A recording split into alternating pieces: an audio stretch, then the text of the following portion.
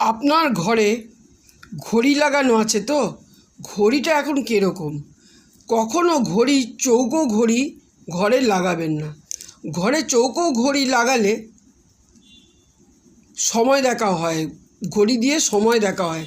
চৌকো ঘড়ি লাগালে এটা 4টে জায়গার দিশা, পূর্ব পশ্চিম উত্তর দক্ষিণ, এরকমভাবে সব দিকগুলোকে একসঙ্গে নিয়ে আসে। সুতরাং চৌকো ঘড়ি কখনো ঘরে লাগাতে নেই। এই যে সূর্য বলুন, চন্দ্র বলুন, তারা বলুন, যে কোনো গ্রহ বলুন, দেখবেন সব গোল। তাই জন্য এটা মনে রাখবেন, সবথেকে ভালো হচ্ছে গোল টাইপের ঘড়ি লাগানো।